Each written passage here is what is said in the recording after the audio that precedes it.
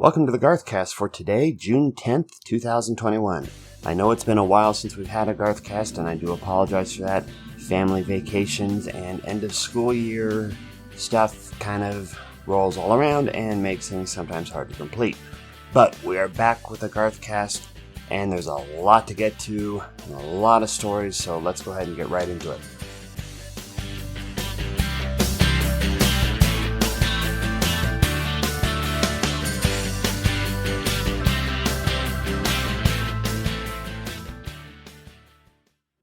First up on the GarthCast, a news bit section, just a little hodgepodge of a few different things that are happening right now. Garth Brooks has had a song of his go number one on the hard rock charts. If you remember from a few months ago, the hard rock group State of Mind released a cover of the Thunder Rolls. That song has reached number one on the Hot Hard Rock, the Rock Digital Song Sales, and the Hard Rock Digital Song Sales charts. This did happen for the week of February 6, 2021, but it is still a really impressive achievement. Congratulations, Garth, and congratulations, State of Mind.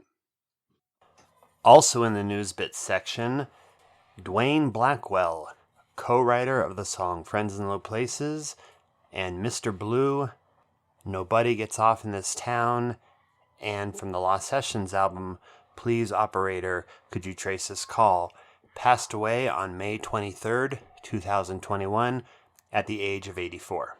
This is definitely a loss for the country music community and for the songwriters community in Nashville. Rest in peace, Mr. Blackwell.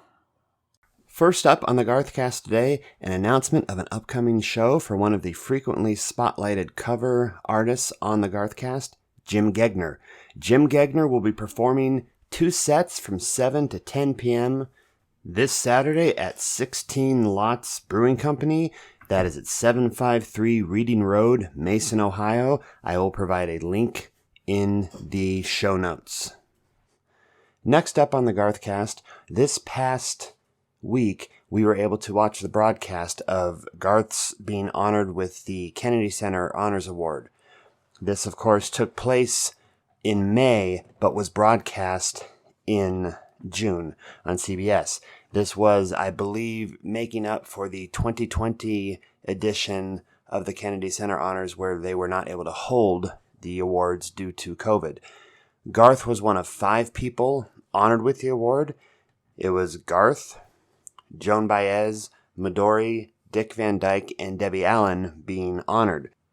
On the broadcast, Garth was the last one honored at the end.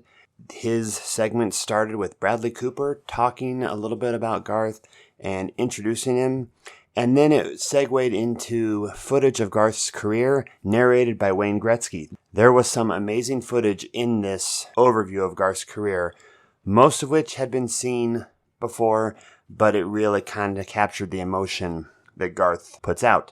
From there, it went to Jason Aldean, who talked about Garth and having a Garth Brooks poster on his wall, and then segued into introducing Kelly Clarkson, who came out and sang an absolutely amazing rendition of Garth's song The Dance. After Kelly Clarkson finished up, they segued to John Travolta talking about Garth, and then he introed Garth's hero, James Taylor, who came out and sang The River in the signature James Taylor style, if you would. An amazing rendition of the song. They segued back to Jason Aldean, who then introed Jimmy Allen, who came out and sang 2 songs. Jimmy Allen sang The Thunder Rolls and Friends in Low Places, and while it was kind of funny to see people who were stuffed up suits in Washington trying to sing along and enjoy the country atmosphere, it turned into an amazing performance as well. Then Gloria Stefan, coming back out of commercial, introed the last performer for Garth, Gladys Knight, who came out and sang her rendition of We Shall Be Free. With that, the Kennedy Center Honors Show wrapped up and ended probably a really cool chapter, I think, of Garth's career. Like he said, it's a little bit uncomfortable being the honoree. It's a lot more fun honoring other singers. Garth is definitely an artist who deserves this honor. Congratulations. Next up on the GarthCast, Garth has a rather packed summer coming up. I remember Garth mentioned on a recent Inside Studio G how busy the summer would get if the stadium tour took off and the green light waved and the flag waved and they were allowed to get back to concerts. Here's how the rest of Garth Brooks 2021 is shaping up as of this recording. Garth will be playing, finally, in Las Vegas, Nevada at Allegiant Stadium on July 10th. Over 65,000 tickets have been sold. It is the first major concert at Allegiant Stadium. Garth Brooks will then be playing 1 week later on July 17th in Salt Lake City at Rice-Eccles Stadium. This was the fastest stadium sellout in Ticketmaster history, and it's the first concert in Rice-Eccles Stadium in 10 years. Then, 6 days later, Garth will be playing at the 125th anniversary edition of Cheyenne Frontier Days, where he will have Ned Ledoux as his special guest. Next up, on August 7th, Garth will be performing at Geha Field at Arrowhead Stadium, Kansas City, Missouri, home of the Kansas City Chiefs. This is Garth's first ever concert at that stadium. It should be an amazing time. It's actually a very, very good atmosphere for concerts, I believe. Tickets do go on sale tomorrow, June 11th at 10 a.m. Central Time. That would be, 11 a.m. Eastern Time, 9 a.m. Mountain Time, and 8 a.m. Pacific Time. August 14th, Garth will be performing at Lincoln, Nebraska's Memorial Stadium at the University of Nebraska. Over 86,000 tickets were sold for this concert in about 75 minutes. This is the first musical event Memorial Stadium has had in 34 years. On the 18th of September, Garth will be performing in a makeup concert for a concert that had to be postponed due to COVID at Paul Brown Stadium in Cincinnati, Ohio. Over 75,000 tickets have been sold for that show, and that is an all-time record for an entertainment event in Cincinnati, Ohio. Finally, as of this moment, Garth's last performance scheduled is on September 25th in Charlotte, North Carolina at Bank of America Stadium. This is another concert that is being made up from an earlier postponed date due to COVID. Over 74,000 tickets were sold for this show. It is the largest paid crowd in the history of Bank of America Stadium. Currently, that's where you can find Garth on tour for the rest of the summer into the early fall. I highly recommend getting a chance to see him if you have not been able to yet, and definitely keep your eyes and ears peeled to online coverage because fans will have definite photos and video clips and will share their amazing experiences at these shows.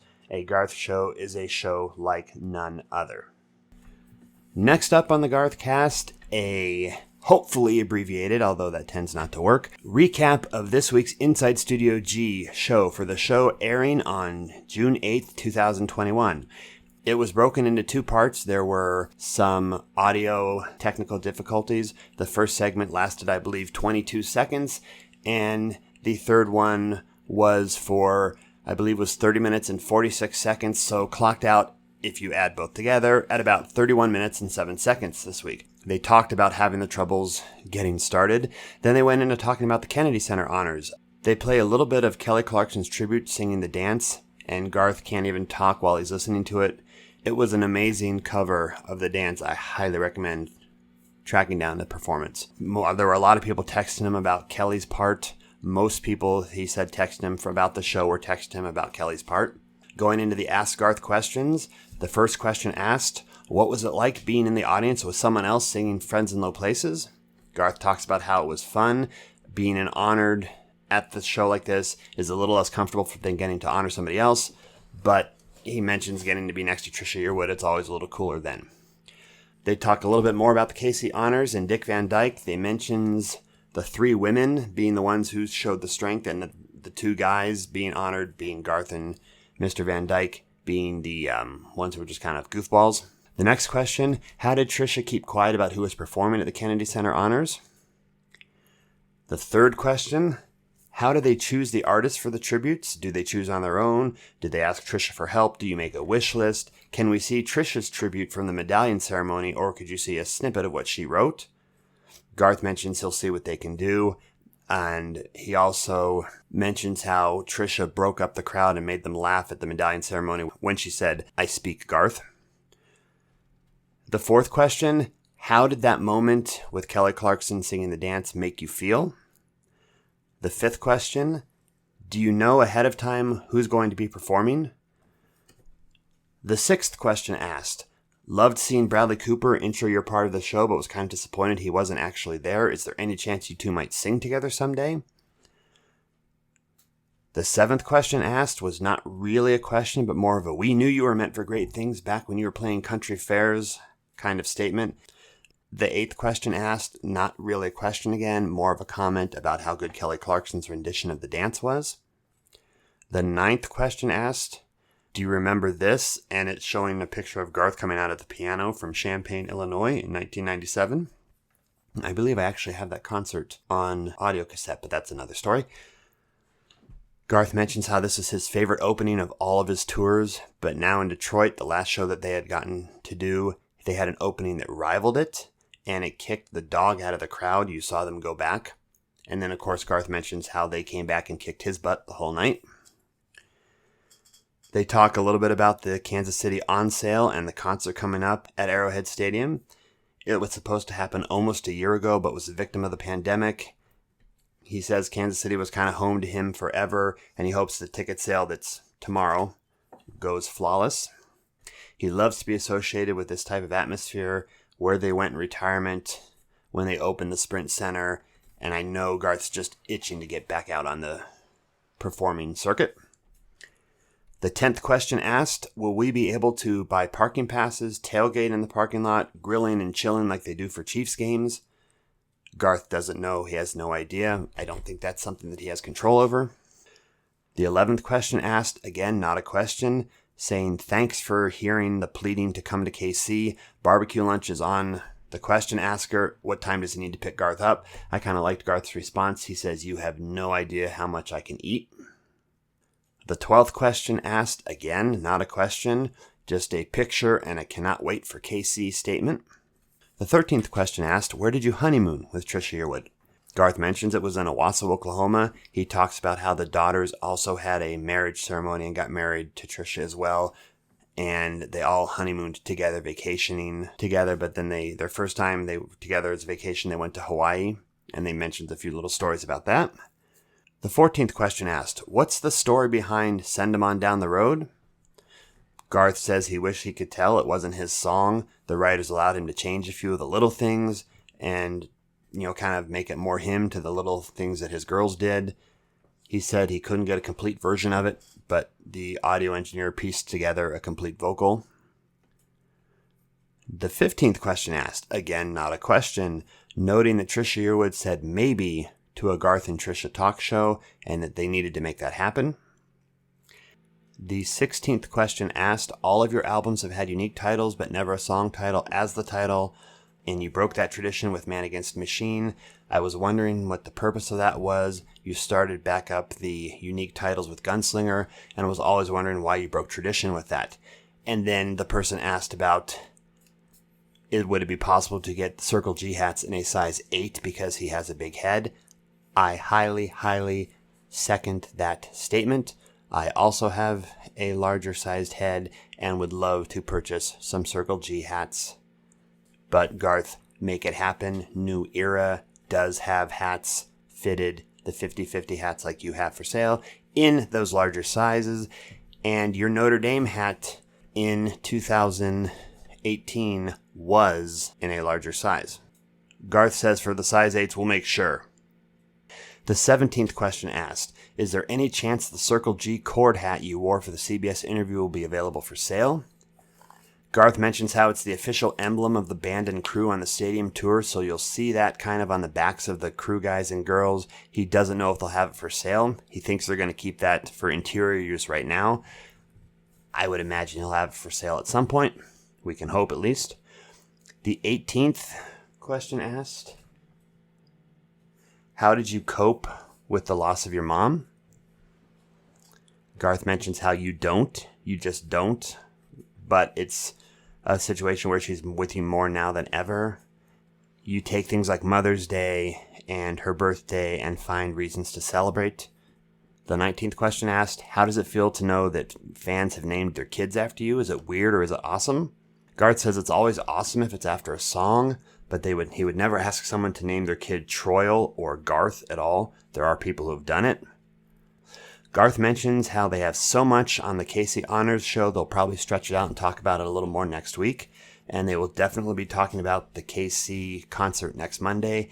And he has a feeling they'll be talking about Kelly Clarkson for the rest of the year. With that, Inside Studio G wraps up at about the 31-minute, 7-second mark. And they say their goodbyes.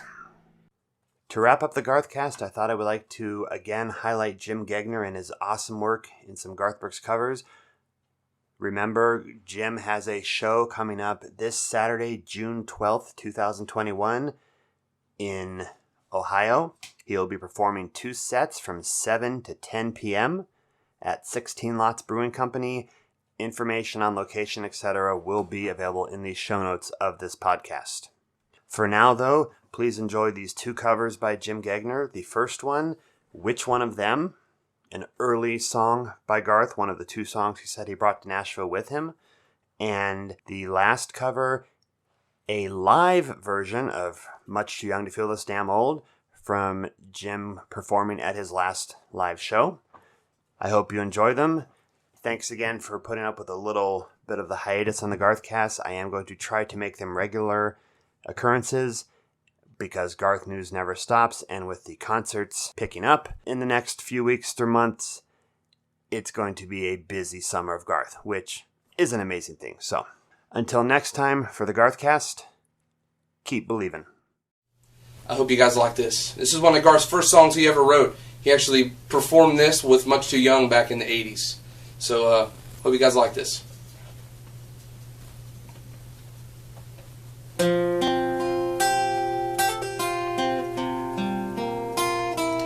Oh, the girl at the bar, she brought me a beer, and she'd like to know if I knew around here. The gal that I danced said she's all alone. Her friends have all left, and she needs a ride home. Oh, and there have been others who gave me the eye, and if they only knew, they were wasting their time. 'Cause there's only one love I can give my heart to, but you didn't want it and you broke it in two. So tell me which one of them will be you tonight. Oh, which one will hold me in your arms so tight? I've forgotten what's wrong, given up on what's right. So tell me which one of them will be you tonight. So I'll just smile and pretend she'll never know what she's up against when she's holding me close. You're all that I want, you're all that I need, and when I close my eyes, honey, you're all I see. So tell me which one of them will be you tonight. Whoa, which one will hold me in your arms so tight? I've forgotten what's wrong, given up on what's right. So tell me which one of them will be you tonight. Which one of them will be you tonight? Tonight.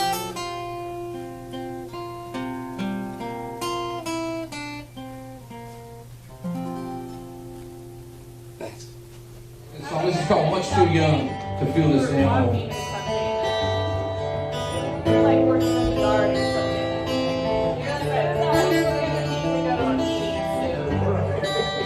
You're right. This old highway's getting longer. Seems there ain't no wind in sight. To sleep would be best, but I just can't afford to rest. Gotta ride in Denver all night. Call the house, but no one answered. For the last 2 weeks, no one's been home. I guess she's through with me. To tell the truth, I just can't see what's kept the woman holding on this long. And the white line's getting longer, and the saddle's getting cold. I'm much too young to feel this damn low.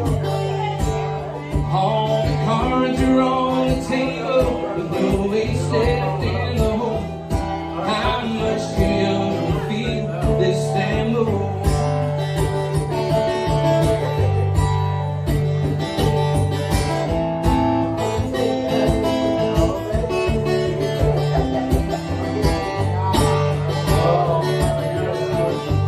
Competition's getting younger. Tell the Bronx, no, I can't recall. Worn out tape of Christmas do. Only women and bad food seem to be the only friends I've left at all. And the white line's getting longer, and the saddle's getting cold. I'm much too young to feel this damn low. All the cards are on the table, there's no waste left in the hole. I'm much too young to feel this damn low. Lord, I'm much too young to feel this damn low. Thank you guys. Hope you enjoyed that.